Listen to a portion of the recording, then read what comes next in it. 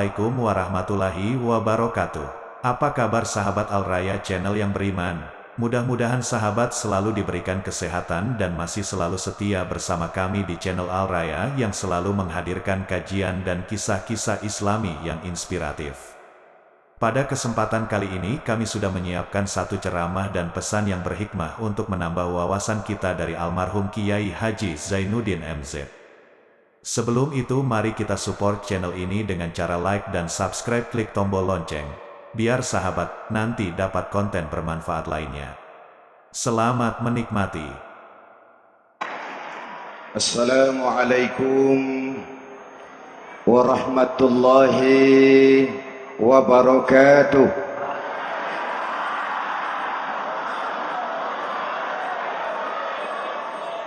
Alhamdulillahi Rabbil Alamin, wassalatu wassalamu ala ashrafil mursalin, Sayyidina wa maulana Muhammadin wa ala alihi wa sahbihi ajmain, amma ba'du. Para ulama yang saya muliakan, hadirin hadirat ma'asyiral muslimin yang saya cintai, banyak kita alami perubahan-perubahan yang terjadi,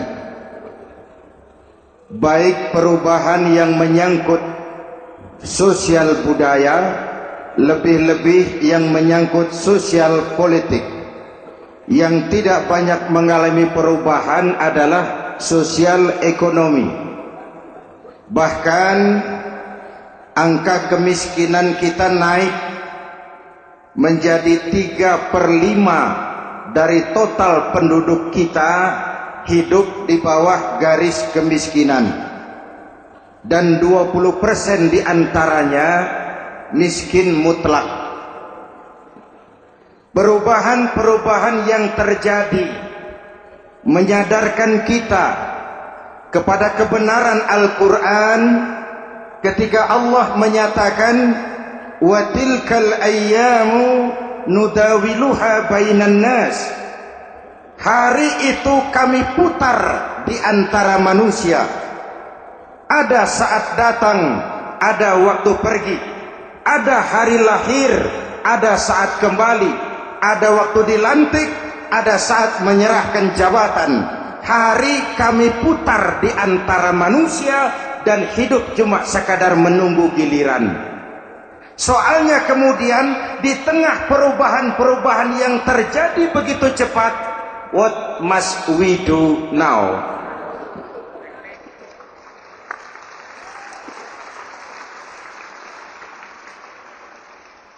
Saya juga ngerti itu. Yang penting kan penampilan. Saudara-saudara kaum muslimin di seluruh tanah air, jadi pemimpin adalah pelayan bagi orang yang dipimpinnya. Okelah, perbaikan ekonomi, pembukaan lapangan kerja baru kita serahkan kepada pemerintah, karena kita percaya mereka orang-orang terpilih belaka yang dipilih dengan kepercayaan akan mampu membawa rakyat keluar dari kesulitan. Amin. Tugas kita sekarang di zaman susah meluruskan akidah. Jangan sampai mbah dukun yang naik ke permukaan. Betul? Islam misinya yang pertama membebaskan manusia dari kemusyrikan. 13 tahun Rasul berjuang di Makkah, menanamkan akidah, meluruskan keyakinan, membentuk iman. 13 tahun membebaskan manusia dari belenggu kemusyrikan. 13 tahun menanamkan la ilaha illallah Muhammadur Rasul dengan seluruh konsekuensinya. Kalau saya yakin tidak ada Tuhan selain Allah, saya tidak akan minta tolong kecuali hanya kepada Allah. Saya tidak akan pernah takut kecuali hanya kepada Allah. Saya tidak akan menggantungkan hidup kecuali hanya kepada Allah. Saya tidak akan minta rizki kecuali hanya kepada Allah. Saya tidak akan melarikan persoalan kecuali hanya kepada Allah. Kalau konsekuen dengan keyakinan ini, Mbah Dukun nggak dapat tempat.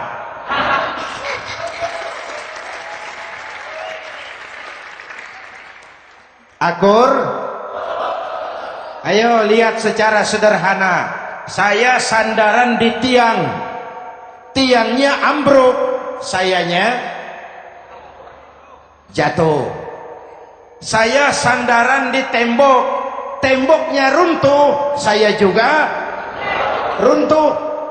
Saya sandaran kepada orang kaya, dia jatuh miskin, saya bangkrut.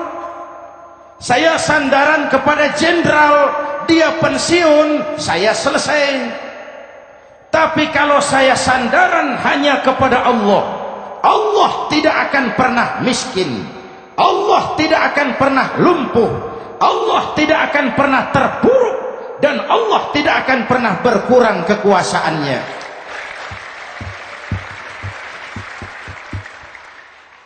Maka umat Islam, sesulit apapun zaman yang kita hadapi, Allah juga tempat kita bersandar. Jelas? Selama ini kita iman dalam ucapan, tapi sekuler dalam perbuatan. Di masjid ada Allah, di kantor Allah tidak ada, maka korupsi merajalela.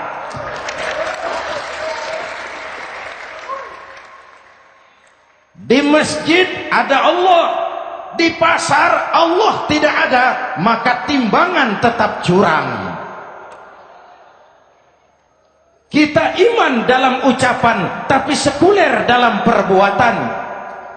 Oleh karena itu, sesulit apapun zaman yang kita hadapi, iman jugalah pegangan kita. Allah juga tempat kita bersandar. Boleh zaman berubah, akidah jangan sampai goyah. Karena iman kita hidup, untuk iman kita berjuang, dan dalam iman kita ingin kembali menghadap Allah Subhanahu. Selama ini manusia Indonesia kita lebih banyak diisi otaknya, hati sering kosong, agama dangkal, akidah rapuh, moral rendah. Memang kemudian muncul banyak orang-orang pintar, cuma sayang tidak benar. Indonesia kita bangkrut, Indonesia kita terpuruk, Indonesia kita sakit parah kalau diurus orang yang cuma pintar tapi tidak benar. Kita perlu orang-orang pintar, tapi kita lebih perlu orang benar. Jelas? Kalau cuma pintar tapi tidak benar, itu yang sering saya sampaikan, nanti disuruh ngurus beras malah nimbun beras.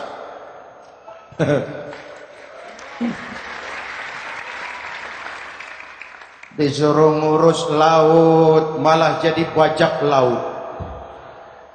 Disuruh ngurus hutan rame-rame jadi orang hutan. Jutaan hektar hutan Indonesia kita ini merupakan kekayaan sumber daya alam kita yang harus digunakan bagi sebesar-besar kemaslahatan rakyat. Yang disuruh ngurus hukum malah bikin hukum seperti pisau, tajam ke bawah, tumpul ke atas. Jangan heran lalu di masyarakat muncul street justice, pengadilan jalanan, sebagai refleksi dari ketidakpuasan melihat sikap hukum yang sangat berpihak. Kalau yang kecil salah, hukum cepat-cepat ditegakkan.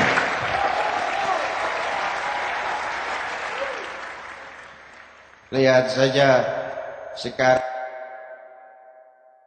sekarang ini, kalau orang terkenal banyak uang, punya masalah, antri yang bela.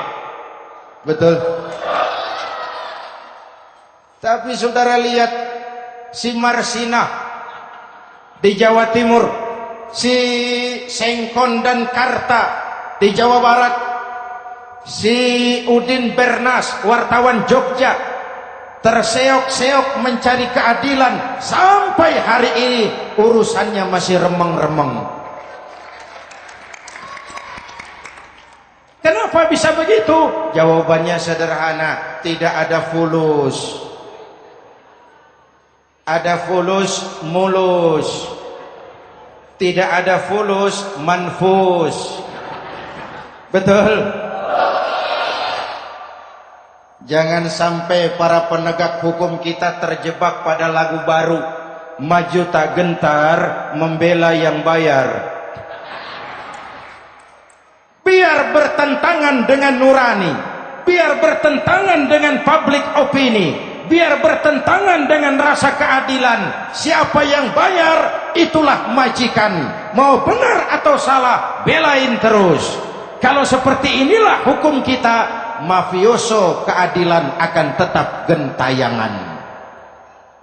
Hadirin yang saya hormati, 13 tahun beliau berjuang di Mekah, meluruskan keyakinan, memantapkan akidah, meneguhkan iman.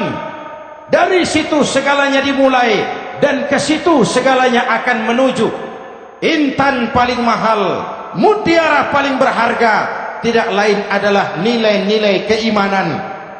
Kalau itu sudah tergadai, apalagi yang bisa kita banggakan dalam kehidupan ini? Kita merasa harta kita berharga, belum ada artinya ketimbang iman.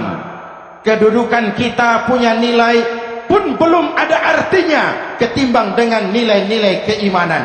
Itu intan paling mahal, itu mutiara paling berharga. Harta baru ada manfaatnya kalau dilandasi dengan iman. Jabatan dan kedudukan baru terasa gunanya kalau dilandasi dengan keimanan. Kalau jabatan lepas dari iman, yang akan lahir Fir'aun baru. Jelas? Kalau harta terlepas dari iman, yang akan muncul adalah konglomerat Korun. Kalau ilmu pengetahuan terlepas dari nilai dasar keimanan, maka yang akan muncul adalah ilmuwan pelacur yang menyalahkan yang benar, membenarkan yang salah untuk kepentingan pribadi. Dan kondisi seperti itu tidak akan membuat kita makin sehat. Oleh karena itu, pada kesempatan ini, pesan pertama saya, menghadapi zaman susah, tetap jaga akidah, tetap pelihara keyakinan. Kesulitan bukan untuk ditakuti, untuk diatasi. Hidup adalah kerja keras, bukan keajaiban. Perubahan tidak akan datang hanya dengan simsalabim abragadabra. Perubahan tidak akan muncul hanya dengan berandai-andai. Perubahan tidak akan turun dari langit seperti turunnya embun di waktu malam. Perubahan adalah kerja keras, sehingga Al-Quran membimbing kita, innallaha la yughayyiru ma biqaumin hatta yughayyiru ma bi anfusihim. Allah tidak akan mengubah keadaan suatu bangsa kalau mereka tidak mau mengubah apa yang ada di dalam diri mereka. Yang ada di dalam diri itu rule of thinking, state of mind, cara kita berpikir, cara kita memandang kehidupan, cara kita mengatasi persoalan. Hadirin yang saya hormati, inilah iman. Berangkat dari ini kita menyadari, ini ujian buat kita rakyat. Dan kita rakyat Indonesia ini kalau sama susah sih sudah kenyang. Ya Pak? Ya Pak? Kita ini sebagai bangsa mengalami apa yang disebut oleh Bung Karno up and down, naik turun, timbul tenggelam, pasang surut. 350 tahun dijajah oleh Belanda, kita susah. Berangkat Belanda masuk Jepang, susah lagi. Pergi Jepang, datang nikah, susah lagi.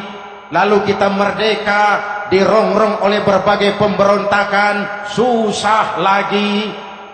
Makan bulgur, antri minyak. Lalu PKI berontak, susah lagi. Muncul orde baru, lama-lama susah lagi. Orde Baru selesai, naik reformasi, mulai repot nasi, susah lagi.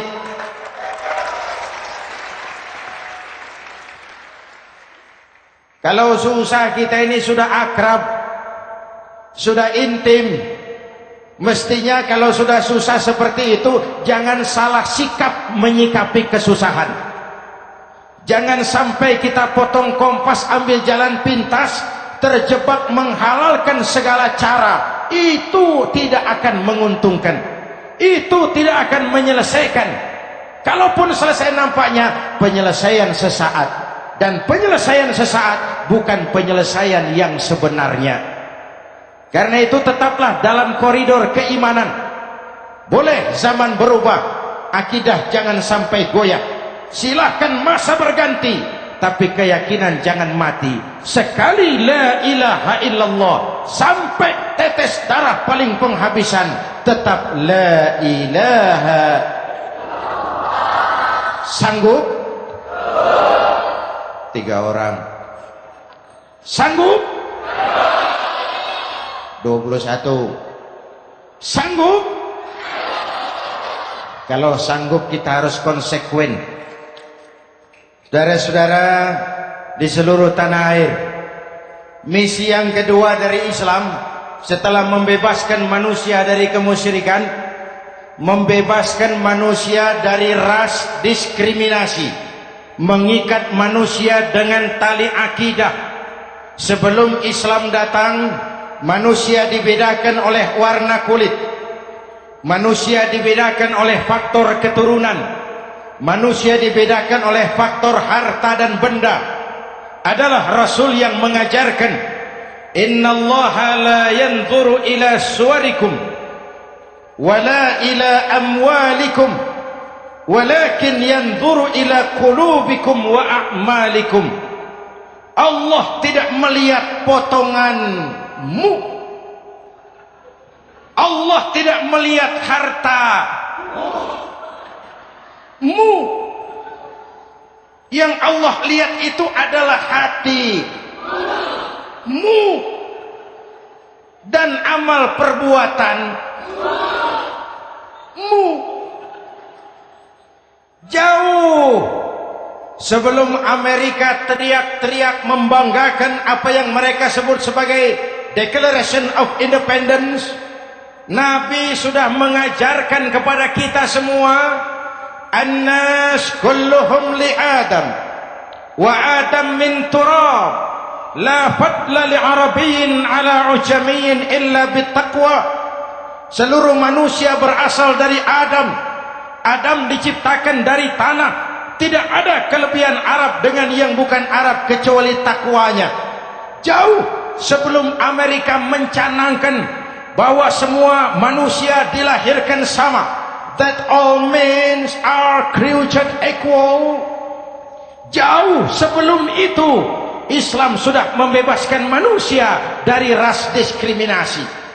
Apa dalam konteks kekinian menghadapi zaman susah tetap jaga kerukunan? Ya Pak, ya Bu, oi Bu,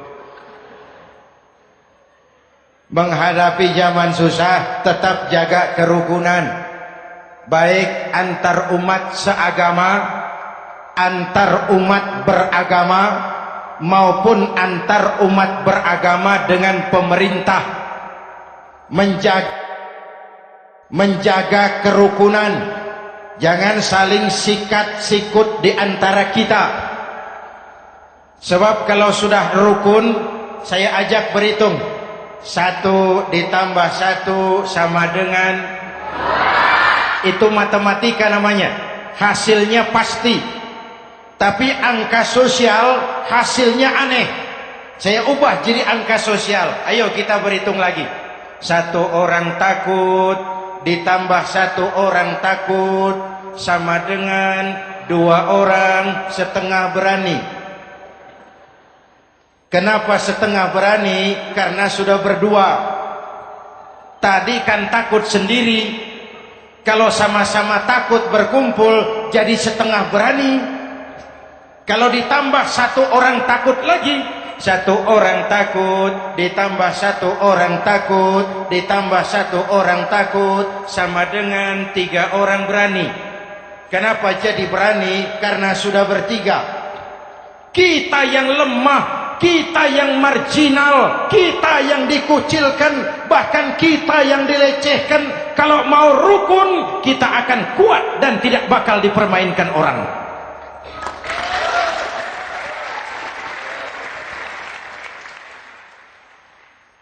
Tapi kalau rukunnya yang satu mau menikam yang lain, saya ajak berhitung lagi. Yuk berhitung yuk. 1 ekor ayam ditambah 1 ekor musang sama dengan 1 ekor musang. Kemana ayamnya? Dimakan musang. Betul nggak nih hitungan? Ayo kita hitung lagi. 1 ekor ayam ditambah 1 ekor musang sama dengan 1 ekor musang. Kemana ayamnya? Dimakan musang. Jadi kalau kita suka kumpul dengan orang yang mau makan kita, selesailah kita.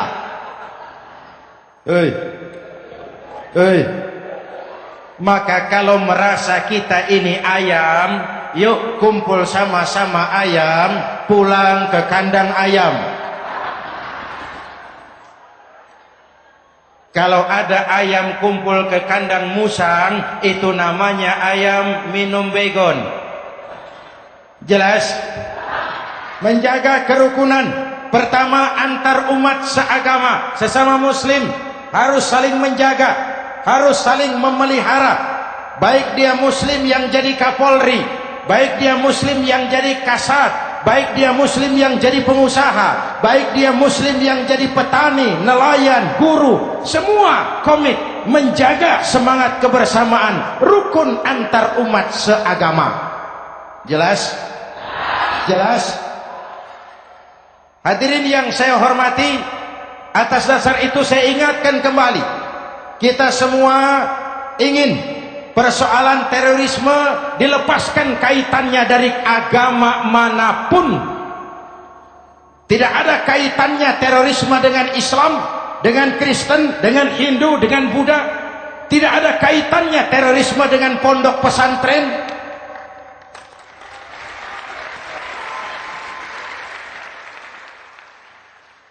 Jangan sampai pesantren jadi kambing hitam. Karena sejak zaman penjajahan, pesantren sudah terbukti memberikan kontribusi bagi perjuangan memerdekakan rakyat Indonesia. Rukun antar umat seagama. Yang kedua, rukun antar umat beragama. Islam ini rahmatan lil. Jangankan manusia walaupun berbeda agama, binatang saja dihormati. Ada hadis, fa iza zabahtum fa ahsinuz zibhata. Kalau kamu menyembelih hewan, sembelihlah dengan cara yang terbaik. Jangan menyembelih ayam dengan pisau tumpul. Itu namanya tidak berperi kebinatangan. Yang kecil lagi, saudara buka babul istinja, makruh buang air kecil di tanah yang berlubang. Sebab apa? Pertama, menjaga kesehatan. Siapa tahu di lubang yang saudara buang air kecil itu ada gas beracun. Kalau tidak, melindungi binatang yang ada di dalam lubang. Siapa tahu di lubang yang saudara buang air kecil itu ada semut sedang rapat membahas terorisme. Apa dosanya lalu mati dikencingi? Ini namanya rahmatan lis semut. Binatang saja dilindungi, maka perbedaan agama tidak harus menyebabkan kita bertolak belakang. Perbedaan agama bukan alasan untuk saling bermusuhan. Apalagi kita sudah menyadari tentang kemajemukan kita, tentang kebinekaan kita, tentang keragaman kita. Rukun antar umat beragama. saling menghormati, saling menghargai, tapi tetap dalam batas lakum dinukum. Lalu rukun antar umat beragama dengan pemerintah. Hadirin yang saya hormati, yang benar kita dukung, yang salah kita perbaiki dan kita tegur menurut cara-cara yang diajarkan oleh agama kita. Dan sholat berjamaah, pendidikan bernegara yang paling bagus. Tadi kita sholat ada imam, ada makmum, betul? Makmum wajib ikut imam kalau imam benar sholatnya. Rakyat wajib ikut pemimpin kalau pemimpin benar mimpinnya. Masyarakat Islam ini loyal. Masyarakat Islam ini bukan pemberontak. Masyarakat Islam ini taat dan setia. Kapan? Kalau imamnya benar. Imam takbir, makmum. Imam ruku, makmum. Imam i'tidal, makmum. I'tidal. Imam sujud, makmum. Tapi kalau imam keliru, mestinya imam ruku malah sujud. Salah imam ini. Tegur. Siapa yang wajib negur? Makmum yang sop terdepan. Anggota DPR.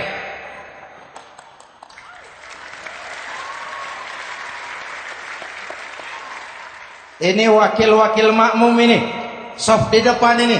Kalau imam keliru, mereka paling tahu. Ngomong, tegur. Bagaimana negurnya? Ada aturan main. Mestinya ruku, imam sujud. Salah ini imam. Subhanallah. Kan begitu negurnya. Betul? Tidak boleh juga imam keliru, makmum emosi. Main pegang. Woi, makmum salah. Hoi, hoi. Kacau sholat. Betul? Anggota dewan ini soft di depan. Itu kalau imam keliru. Satu saat imam buang angin. Namanya manusia bisa buang angin toh. Apa makmum lalu berkata, demi kesetiaan saya kepada imam, imam buang angin, saya lebih keras lagi. Itu namanya fanatisme buta, loyalitas yang goblok. Imam buang angin, minggir. Iyyaka na'budu wa iyyaka nasta'in. Sampai situ imam buang angin, minggir imam. Lalu saf yang di depan maju. Tidak usah bikin sholat baru, teruskan pekerjaan imam. Ihdinas siratal mustaqim. Teruskan. Kenapa? Kalau bikin sholat baru lagi, nanti buang angin lagi. Bikin lagi sholat. Kapan selesainya sholat? Kapan selesainya membangun negara ini? Yang penting imam tahu diri, buang angin, minggir.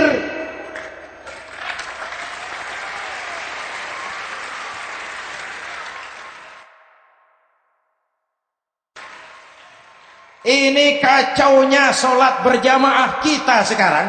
Kacaunya negeri kita sekarang. Banyak imam sudah buang angin, gengsi. Diam aja merasa nggak punya salah. Dikasih tahu sama makmum, imam tadi buang angin ya, malah jawab sedikit. Apa kalau sedikit lalu tidak batal sholat itu? Mekanisme kehidupan sosial yang diatur lewat tuntunan sholat berjamaah. Sehingga Nabi berpesan, kun imaman muta'an au ma'muman muti'an fala takun thalisan jazu'a.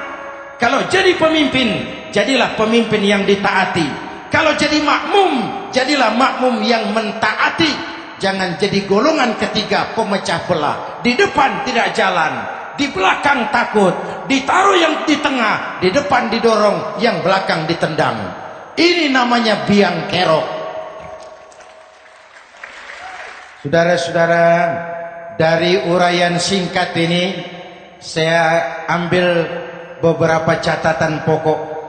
Pertama, kalau ada intan paling mahal, kalau ada mutiara paling berharga dalam hidup kita, itu tidak lain adalah karena keyakinan. Hidup jadi indah, hidup jadi berharga, hidup jadi berarti kalau didasari atas sebuah keyakinan. Dan keyakinan itu tidak lain adalah nilai iman kita, akidah kita kepada Allah Subhanahu wa taala. Yang kedua, tetap menjaga kerukunan. Sesulit apapun zaman yang kita hadapi, kita tetap harus menjaga semangat kebersamaan. Kita harus tetap menjadi lem perekat yang menjaga keutuhan, baik sebagai bangsa maupun sebagai umat. Perbedaan adalah wajar, harus dihormati sebagai ciri kehidupan berdemokrasi. Tapi jangan perbedaan menjadi sebab kita bermusuhan, dan jangan perbedaan menyebabkan kita saling berpecah belah. Hormati perbedaan, jangan perbedaan dipandang sebagai permusuhan. Dengan akidah yang kuat dan kebersamaan yang kokoh, ayo kita hadapi kesulitan, kita atasi kesulitan, dan dengan kerja keras untuk menyongsong hari esok yang lebih pasti. Mari kita Fatihah, semoga Allah memelihara kita bangsa Indonesia ala hadhihi niyah wa ila hadratin nabi. Al-Fatihah.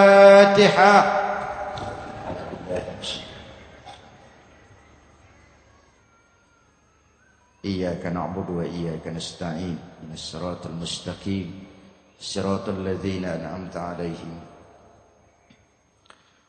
بسم الله الرحمن الرحيم. آمين.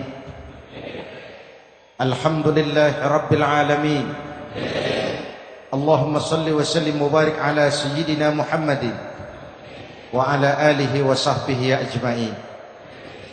اللهم ربنا تقبل منا صلاتنا وصيامنا وقيامنا وتخشعنا وتعبدنا وتمم تكسيرنا يا أرحم الراحمين. اللهم أصلح من في صلاحه صلاح المسلمين، اللهم أهلك من في هلاكه صلاح المسلمين. اللهم ربنا لا تؤاخذنا إن نسينا أو أخطأنا، ربنا ولا تحمل علينا إصرا كما حملته على الذين من قبلنا، ربنا ولا تحملنا ما لا طاقة لنا به، واعف عنا واغفر لنا وارحمنا، أنت مولانا فانصرنا على القوم الكافرين. اللهم اجعلنا من السعداء المقبولين ولا تجعلنا من الأشقياء المردودين. أفضل ما قلته أنا والنبيون من قبلي لا إله إلا الله.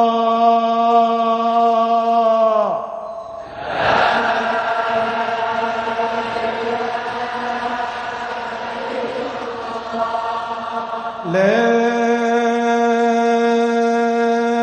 إله إلا الله.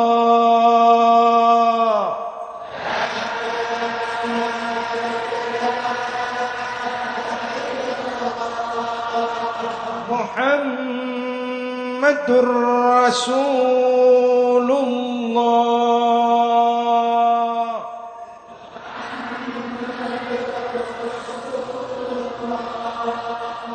صلى الله عليه وآله وسلم. كلمة حق عليها نحيا وعليها نموت وعليها وبها نبعث إن شاء الله من الآمنين من الآمنين من الآمنين رحمتك يا أرحم الراحمين.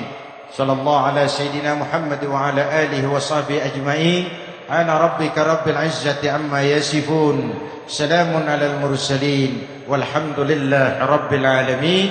Jumpa lagi di lain kesempatan insyaallah. Wassalamualaikum warahmatullahi wabarakatuh.